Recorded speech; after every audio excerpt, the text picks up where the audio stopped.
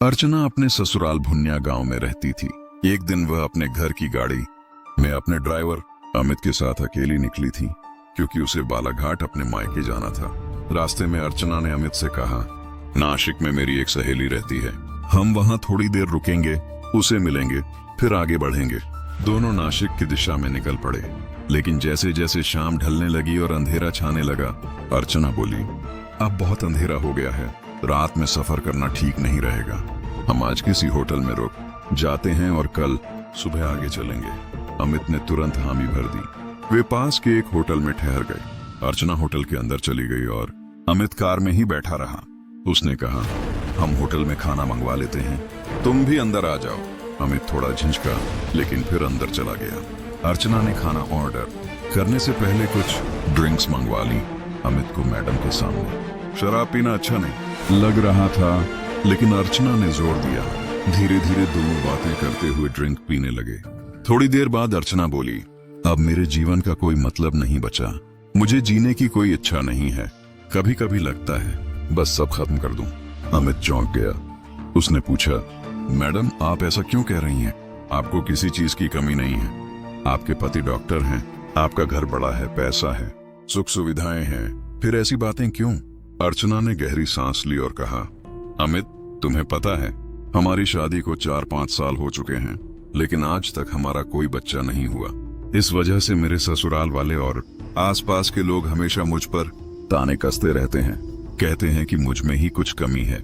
मैंने medical test कराए हैं, सब नॉर्मल है, मुझ में कोई कमी नहीं है। असली समस्या मेरे पति में है, लेकिन वे कभी टेस्ट करवाना ही नहीं चाहते और दोष सारा मुझ पर डाल देते हैं। ये सुनकर अमित बोला, मैडम मैं साहब के साथ कई सालों से काम कर रहा हूँ, मुझे पता है असली गलती उन्हीं की है।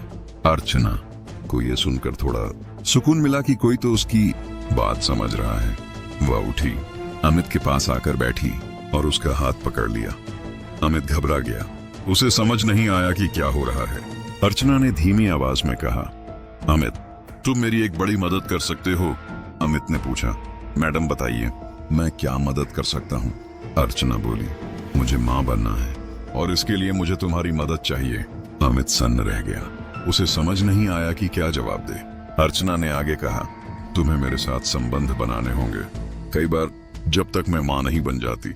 अमित हैरान रह गया, बोला, मैडम मैं तो पूरे दिन साहब के साथ रहता हूँ, ये कैसे हो सकता है? अर्चना ने दृढ़ स्वर में कहा, उसकी चिंता मत करो, मैं सब संभाल लूंगी, तुम्हें बस वही करना है जो मैं कहूँ। अमित कुछ पल चुप रहा, फिर बोला, ठीक है मैडम, जैसा आप कहें। अर्चना को इस बात का जरा भी अंदाजा नहीं था कि उसके इस फैसले के परिणाम कितने भयानक होंगे। अर्चना बालाघाट की रहने वाली थी। उसके पिता शिक्षक थे, एक साधारण परिवार से। 2 भाई थे, दोनों की शादी हो चुकी थी। अर्चना पढ़ाई में अच्छी और रूपवती थी। कॉलेज में सब उसकी तारीफ करते थे। जब उसकी शादी की बात चली तो एक रिश्तेदार ने पुणे के प्रसिद्ध डॉक्टर सौरभ का रिश्ता बताया। अर्चना के पिता ने पहले सोचा, हम तो सामान्य लोग हैं, इतने बड़े डॉक्टर हमारी बेटी से शादी करेंगे? एक बार की बात है जब एक मध्यस्थ ने कहा, एक बार कोशिश तो करिए, बात करके देखते हैं। सौरभ ने अर्चना की ओर देखा और उसकी सुंदरता ने उसे तुरंत शादी के लिए हाँ कहने पर मजबूर कर दिया। शादी एक भव्य समारोह में हुई। ससुराल का माहौल बेहतरीन था।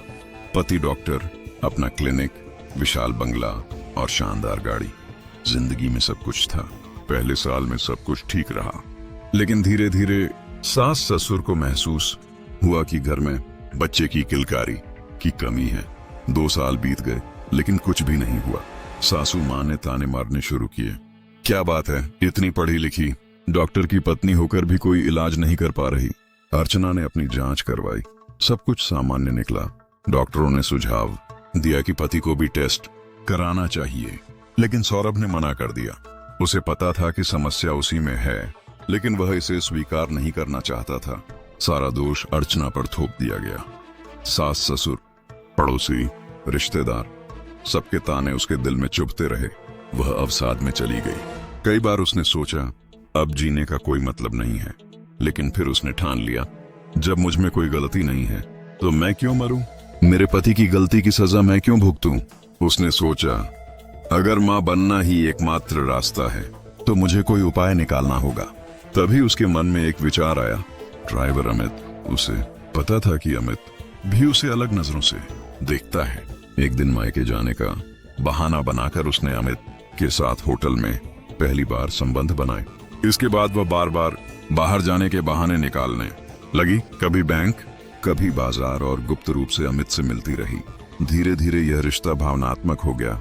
अमित उसके प्रेम में डूब गया और कहने लगा, मैडम, अब मैं आपके बिना नहीं रह सकता। अर्चना ने कई बार समझाया, यह सिर्फ एक कारण था, कोई रिश्ता नहीं। लेकिन अमित का जुनून बढ़ता गया। एक दिन दोनों घर नहीं लौटे। अगले दिन भी घर बंद था। पड़ोसियों को कमरे से बदबू आने लगी। पुलिस को बुलाया गया। दरवाजा तोड़ा गया। अंदर से तेज दुर्गंध उठी। अर्चना का सड़ा हुआ शव मिला। उसके पास अमित का शव भी था। उसने भी आत्महत्या कर ली थी। अर्चना और अमित की मौत ने पूरे भुनिया गांव को हिलाकर रख दिया। यह मामला आत्महत्या जैसा लग रहा था, लेकिन पुलिस को कई बातों पर संदेह था। जब दरवाजा तोड़ा गया तो कमरे में केवल बदबू ही नहीं बल्कि कई सुराग भी मिले जो कहानी को और उलझा रहे थे। कमरे में टूटी हुई गिलासें, आधी खाली शराब की बोतलें और बिखरे हुए कपड़े थे। टेबल पर एक पत्र पड़ा था, अर्चना के हाथ से लिखा हुआ। मुझे इस दुनिया में अब कोई समझने वाला नहीं है। मैंने सिर्फ मां बनने की चाह रखी थी, पर मेरे भाग्य ने मुझे सजा दी। अब मैं थक गई हूँ। अमित ने मेरा साथ दिया, लेकिन अब समाज हमें कभी नहीं अपनाएगा। इस पत्र के नीचे किसी और की लिखावट में बस 3 शब्द लिखे थे, माफ करना अर्चना। ये कहानी हमें सोचने पर मजबूर करती है कि सामाजिक दबाव और व्यक्तिगत संघर्षों के बीच एक इंसान की कितनी भावनाएं छिपी हो सकती हैं। एक बार की बात है जब एक मध्यस्थ ने कहा, एक बार कोशिश तो करिए, बात करके देखते हैं। सौरभ ने अर्चना की ओर देखा और उसकी सुंदरता ने उसे तुरंत शादी के लिए हाँ कहने पर मजबूर कर दिया। शादी एक भव्य समारोह में हुई। ससुराल का माहौल बेहतरीन था। पति डॉक्टर, अपना क्लिनिक, विशाल बंगला और शानदार गाड़ी। जिंदगी में सब कुछ था। पहले साल में सब कुछ ठीक रहा, लेकिन धीरे धीरे सास ससुर को महसूस हुआ कि घर में बच्चे की किलकारी की कमी है। 2 साल बीत गए, लेकिन कुछ भी नहीं हुआ। सासू माँ ने ताने मारने शुरू किए। क्या बात है, इतनी पढ़ी लिखी डॉक्टर की पत्नी होकर भी कोई इलाज नहीं कर पा रही। अर्चना ने अपनी जांच करवाई, सब कुछ सामान्य निकला। डॉक्टरों ने सुझाव दिया कि पति को भी टेस्ट कराना चाहिए, लेकिन सौरभ ने मना कर दिया। उसे पता था कि समस्या उसी में है, लेकिन वह इसे स्वीकार नहीं करना चाहता था। सारा दोष अर्चना पर थोप दिया गया। सास ससुर, पड़ोसी, रिश्तेदार, सबके ताने उसके दिल में चुभते रहे। वह अवसाद में चली गई। कई बार उसने सोचा, अब जीने का कोई मतलब नहीं है, लेकिन फिर उसने ठान लिया, जब मुझ में कोई गलती नहीं है तो मैं क्यों मरूं? मेरे पति की गलती की सजा मैं क्यों भुगतूं? उसने सोचा, अगर मां बनना ही एकमात्र रास्ता है तो मुझे कोई उपाय निकालना होगा। तभी उसके मन में एक विचार आया। ड्राइवर अमित, उसे पता था कि अमित भी उसे अलग नजरों से देखता है।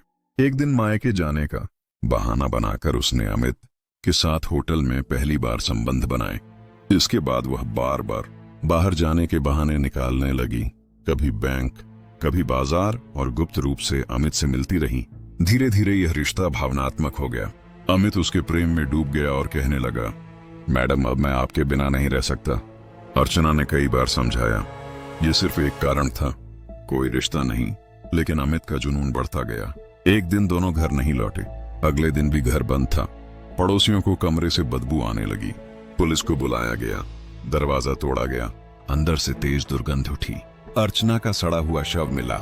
उसके पास अमित का शव भी था। उसने भी आत्महत्या कर ली थी। अर्चना और अमित की मौत ने पूरे भुनिया गांव को हिलाकर रख दिया। यह मामला आत्महत्या जैसा लग रहा था, लेकिन पुलिस को कई बातों पर संदेह था। जब दरवाजा तोड़ा गया तो कमरे में केवल बदबू ही नहीं बल्कि कई सुराग भी मिले जो कहानी को और उलझा रहे थे। कमरे में टूटी हुई गिलासें, आधी खाली शराब की बोतलें और बिखरे हुए कपड़े थे। टेबल पर एक पत्र पड़ा था, अर्चना के हाथ से लिखा हुआ। मुझे इस दुनिया में अब कोई समझने वाला नहीं है। मैंने सिर्फ मां बनने की चाह रखी थी, पर मेरे भाग्य ने मुझे सजा दी। अब मैं थक गई हूं। अमित ने मेरा साथ दिया, लेकिन अब समाज हमें कभी नहीं अपनाएगा। इस पत्र के नीचे किसी और की लिखावट में बस 3 शब्द लिखे थे, माफ करना, अर्चना। यह कहानी हमें सोचने पर मजबूर करती है कि सामाजिक दबाव और व्यक्तिगत संघर्षों के बीच एक इंसान की कितनी भावनाएं छिपी हो सकती हैं।